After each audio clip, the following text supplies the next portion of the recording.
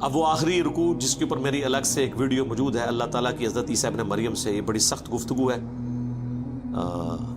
یہ کلائمیکس ہے چونکہ سورت کا۔ وَإِذْ قَالَ اللَّهُ يَا عِيسَى ابْنَ مَرْيَمَ، اور یاد کرو وہ وقت کہ جب عیسیٰ ابن مریم سے اللہ تعالیٰ فرمائے گا، یعنی گویا کہ یہ ہو چکا پاسٹ ٹینس کے سیغے میں، جس طرح پاسٹ ڈیفینٹ ہے اسی طرح سمجھ لو یہ مستقبل ڈیفینٹ ہے، ہو چکا۔ أَأَنْتَ قُلْتَ لِلنَّاسِ اتَّخِذُونِي وَأُمِّيَ إِلَٰهَيْنِ مِن دُونِ اللَّهِ، کیا تو نے لوگوں سے کہا تھا کہ تجھے اور تیری ماں کو اللہ کے سوا معبود بنا لیا جائے؟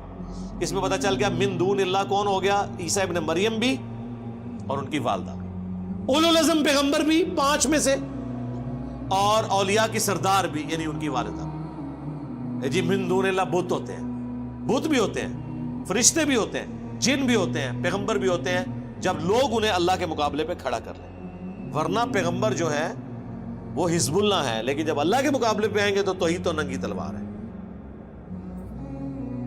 قال سبحانک، انہوں نے کہا اے اللہ تو پاک ہے۔ کیا لطیف اشارہ ہے، اب یہ ہم ترجمہ نہیں کر سکتے یہاں پہ، اس کے اندر کیا قیامت مضمر ہے کہ اے اللہ غلطیوں سے تو صرف تو پاک ہے،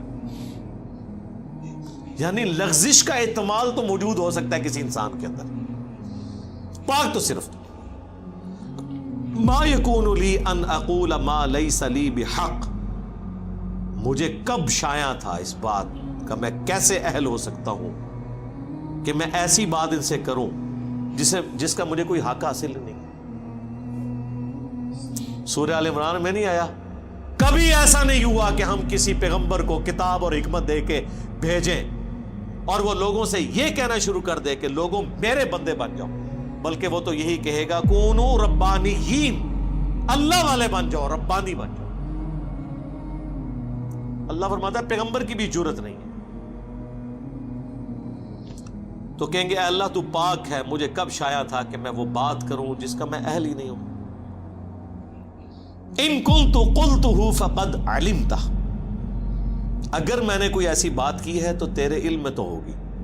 اچھا اب یہ نہ سمجھے کہ حضرت عیسیٰ ابن مریم کوئی چرب زبانی اللہ سے کر رہے ہیں، یہ اللہ تو سارا کچھ پتہ ہے نا، میرے کو پوچھ رہے ہیں، نہیں، یہ ڈرے ہوئے ہیں کہ اے اللہ کہیں بالفرض کبھی اگر کوئی ایسی بات ہو بھی گئی ہوئی تو تیرے علم میں ضرور ہوگی، یعنی وہ اپنا کانفیڈنس لوز کیے ہوئے ہیں کہ میں نے تو کوئی بات ایسی نہیں کی، لیکن پھر بھی میں کلین چٹ اپنے آپ کو نہیں دیتا، کیونکہ سٹارٹ انہوں نے کس سے کیا؟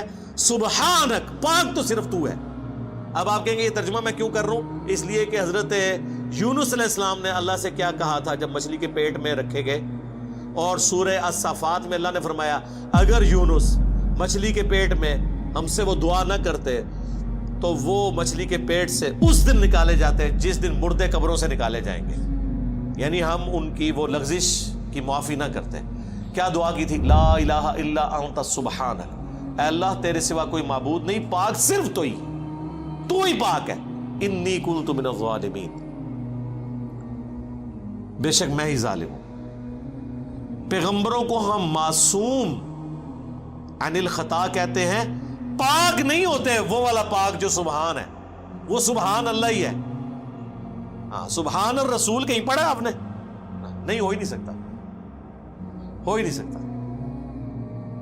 کمزوریاں ہر انسان کے ساتھ لگی ہوئی ہیں، دیکھیں جو بلٹ ان کمزوریاں ہیں اس سے تو نہیں کوئی نکل سکتا۔ اللہ کھانے پینے کا محتاج ہے کہ نہیں؟ اور پیغمبر ہے؟ سورۃ المائدہ میں ہے عیسیٰ ان کی ماں روٹی کھایا کرتے تھے، کھانے کے محتاج تھے، تو یہ کمزوری ہے، گناہ نہیں ہے، لغزش نہیں ہے، ایک کمزوری ہے ان کے اندر۔ پاک صرف اللہ کی ذات ہے، پیغمبر معصوم ہے، پاک نہیں ہے۔ اب دیکھیں اے اللہ تو پاک ہے، مجھے کب شایع تھا؟ بالفرض اگر میں نے کوئی بات کی بھی ہے تیرے علم میں تو ہے، تعلم ما فی نفسی ولا اعلم ما فی نفسک، تو جانتا ہے جو کچھ میرے جی کے اندر ہے اور میں نہیں جانتا کہ تیرے جی میں کیا ہے۔ یہ ہے وہ ڈر کہ اے اللہ تو نے اب کیا فیصلہ کیا ہوا ہے، یہ جو میری پرسش ہو رہی ہے تو اب کرنے تو کیا جا رہا ہے، مجھے نہیں پتا، تقدیر کا کیا فیصلہ ہے وہ تیرے علم میں۔ یہ کون کہہ رہا ہے؟ پیغمبر، اولو العزم پیغمبر۔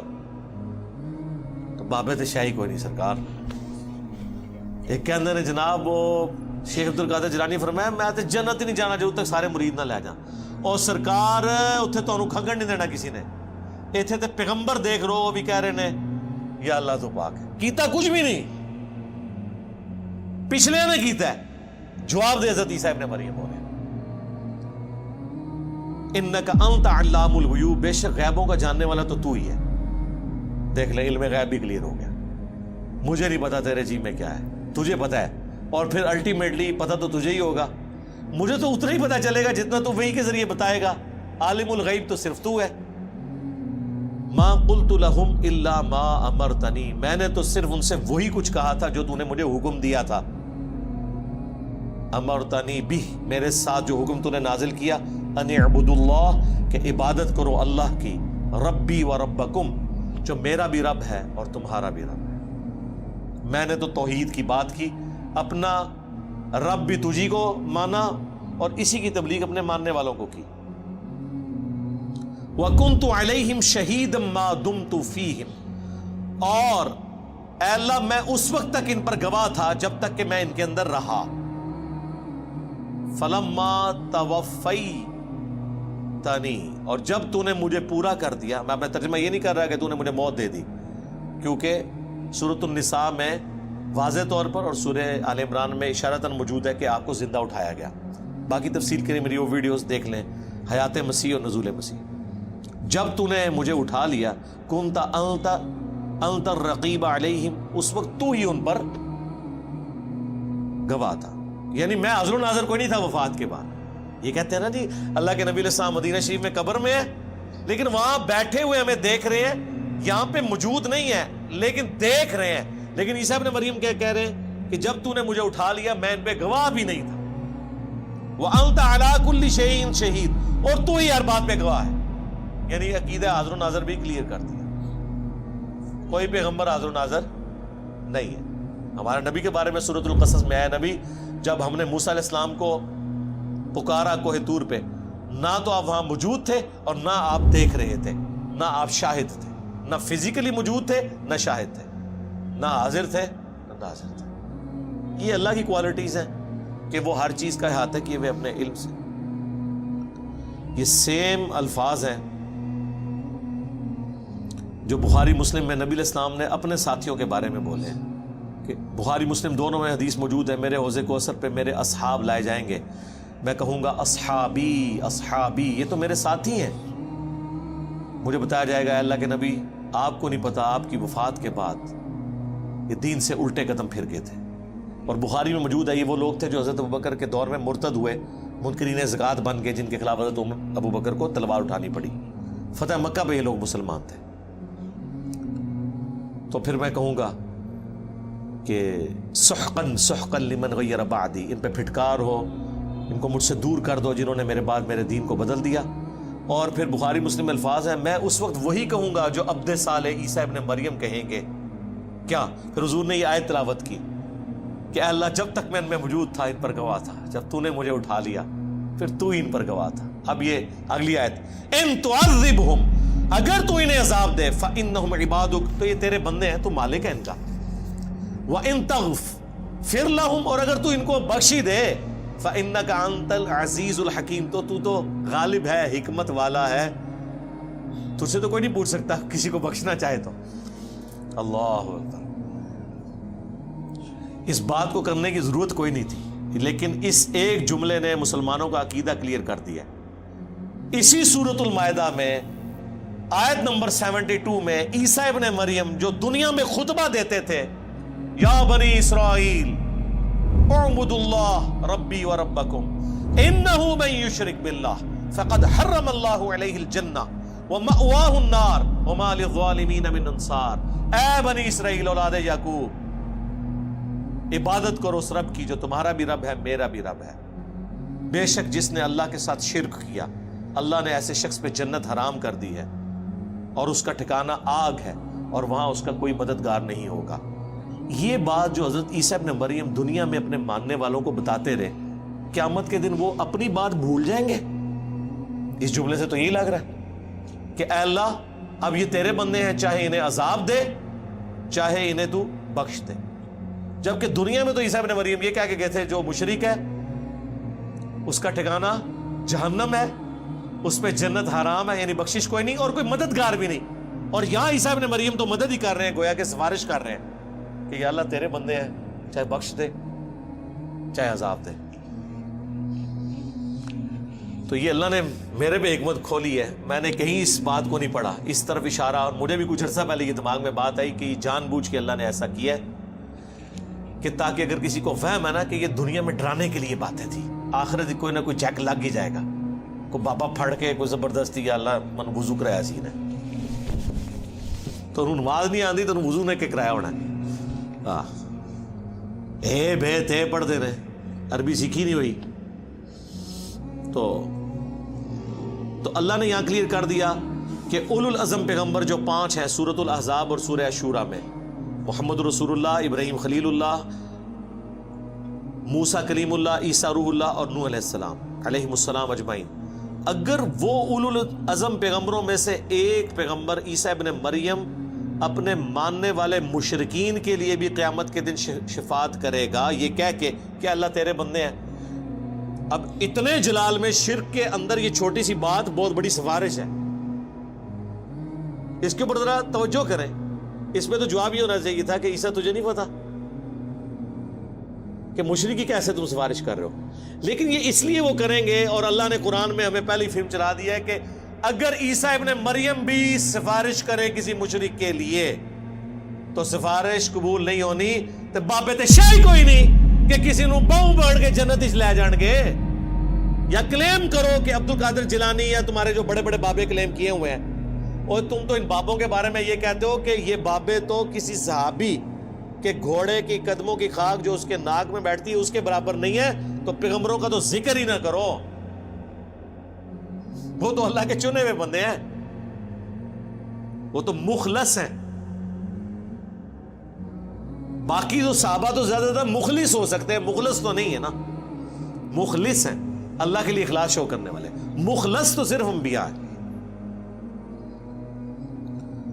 تو اے اللہ تیرے بندے ہیں, چاہے انہیں عذاب دے چاہے بخش دے. قال اللہ, اللہ فرمائے گا ھذا یوم ینفع الصادقین صدقہم, آج وہ دن ہے کہ سچوں کو صرف سچا عقیدہ ہی فائدہ پہنچائے گا.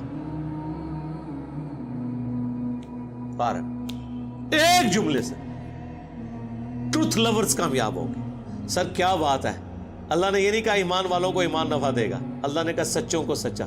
سچا کون ہوتا ہے؟ جب اس کو بات پتہ چل جائے پھر وہ دنیا کو نہ دیکھے کہ یہ سچائی میں نے سے قبول کرنا ہے. جو مسلم شریف میں حدیث ہے کہ تکبر یہ نہیں ہے کہ تم اچھے کپڑے پہنو یا اچھے دکھو, اللہ بھی خوبصورت ہے, خوبصورتی کو پسند فرماتا ہے. تکبر یہ ہے کہ تم لوگوں کو حقیر جانو اور حق بات سے اناد اختیار کر لو, دشمنی کرو. دل نے گواہی دے دی کہ یہ ایاک نعبد و ایاک نستعین لکھا ہے, لیکن چونکہ بابے بابوں کو پکارتے رہے ہم بھی پکاریں تو یہ دشمنی کر رہے ہو اپنے ساتھ. دل نے بتا دیا, آنکھوں سے پڑھ لیا بخاری مسلم میں نماز کا طریقہ, لیکن رفع الیدین نے شروع کیا کہ معاشرہ کیا کہے گا. ہاں 11ویں کھاتے رہے عبد القادر جیلانی کے نام کی, لیکن عبد القادر جیلانی نے جو نماز کا طریقہ اپنی اس کتاب میں لکھا جس کو خود چھاپ رہے تھے, رکوع میں جاتے وقت اور رکوع سے اٹھتے وقت رفع الیدین, اس پہ عمل نہیں کیا. میں نے تو آج تک کسی 11ویں میں نہیں دیکھا کہ شیخ عبد القادر جیلانی کی کتاب سے نماز کا طریقہ پڑھ کے بتا دیں. وہ کہتے نہیں وہ تو اور فقہ کے تھے, ہم اور فقہ کے تھے. اس کا مطلب ہے کہ آپ کا پیران پیر اس فقہ پہ عمل کرتا تھا جو نبی علیہ السلام نے طریقہ چھوڑ دیا ہوا تھا. تو جس پیر کے علم الغیب کا, آپ تو کہتے ہیں آپ کا پیر آپ کے ساتھ ہوتا ہے, جس کے علم کا یہ لیول ہے کہ اس نے پوری زندگی نماز ہی وہ پڑھی ہے جو حضور نے ختم کروا دی تھی, جدی نماز ہی غلط سی, انہیں تو انہوں کے دینا ہے. لیکن ایسا نہیں ہے نماز تو غلط ہے. شیخ عبد القادر جیلانی تو اس کتاب میں بخاری مسلم کے حوالے لکھتے ہیں, ہر بات میں لکھتے ہیں, بخاری میں ہے, مسلم میں ہے, ابو داؤد میں ہے, ترمذی میں ہے. حقیقت بات ہے اگر کوئی بزرگ ہیں نا واقعی تو وہ یہ لوگ ہیں جو امت کا ایسا کام کر کے گئے کہ چاہے کوئی صوفی ہے چاہے کوئی عالم ہے. اب امام غزالی دیکھ لیں, وہ عبد القادر جیلانی سے بھی آلموسٹ سمجھ لیں 100 سال پہلے کے ہیں, وہ بھی اپنی کتابوں میں بخاری مسلم کے حوالے لکھتے ہیں. یعنی رسول اللہ تک پہنچنے کا اگر کوئی وسیلہ ہے نا اس امت میں بک شوام میں, تو یہ حدیث کی کتابیں اور سب سے بڑھ کر قرآن ہے. اور ظاہر ہے کہ حدیث کی کتابیں صحابہ تابعین کے ذریعے ہم تک پہنچا. تو بزرگ تو یہ لوگ ہیں. قال اللہ، اللہ فرمائے گا ھذا یوم ینفع الصادقین صدقہم، آج وہ دن ہے کہ جس دن سچوں کو سچائی ہی نفع دے گی. لہم جنات تجری من تحتها الانہار، ان کے لیے باغات ہیں جس کے نیچے نہریں بہتی ہوں گی. خالدین فیہا ابدا، اس میں رہیں گے ہمیشہ ہمیش. رضی اللہ عنہم ورضوا عنہ، اللہ ان سے راضی اور وہ اللہ سے راضی. اللہم اجعلنا منہم مع النبیین والصدیقین والشہداء والصالحین. اللہم انا نسألک جنت الفردوس مع النبیین والصدیقین والشہداء والصالحین. آمین. دیکھ لیں رضی اللہ عنہم ورضوا عنہ سارے وہ لوگ ہیں جنہوں نے دنیا میں اللہ کو راضی کر لیا، اس کے پیغمبروں کی پیروی اختیار کر لی. ذالک الفوز العظیم، یہ ہے بڑی کامیابی. یعنی دنیا میں تو لوگ کامیابی سمجھتے ہیں کہ بہت زیادہ دولت کما لی، بہت بڑا سٹیٹس حاصل کر لیا، بہت زیادہ فالوور ہو گئے، کسی کے بہت زیادہ مریدین ہو گئے، چاہنے والے ہو گئے. دنیا میں ایک شخص فٹ پاتھ پہ لاوارث مر جائے، اس کی لاش کا دفنانے والا بھی کوئی نہ ہو، لیکن اس نے زندگی اللہ کے لیے گزاری ہے، اسے کوئی فرق نہیں پڑتا، وہ اللہ کی جنتوں میں پہنچ چکا. رومن امپائر کی بیٹل فیلڈز کے اندر جو صحابہ تیل کے کڑاہوں میں روسٹ کیے گئے، وہ روسٹ ہوتے ہی جنت میں پہنچ گئے. صحیح بخاری میں موجود ہے نا، جعفر طیار جو حضرت علی کے بھائی تھے، غزوہ موتا میں ان کے 2 بازو کٹ گئے تھے. حضور نے فرمایا اللہ نے اسے جنت میں 2 پر دیے ہیں، اسی لیے ان کو طیار کہا جاتا ہے. طیارہ اردو میں بھی لفظ استعمال ہوتا ہے نا، عربی کا، اڑنے والا، اور وہ جنت میں اڑ رہے ہیں. ادھر بازو کٹے ہوئے ہیں اور ادھر جنت میں. سبحان اللہ. ذالک الفوز العظیم، یہ ہے بڑی کامیابی.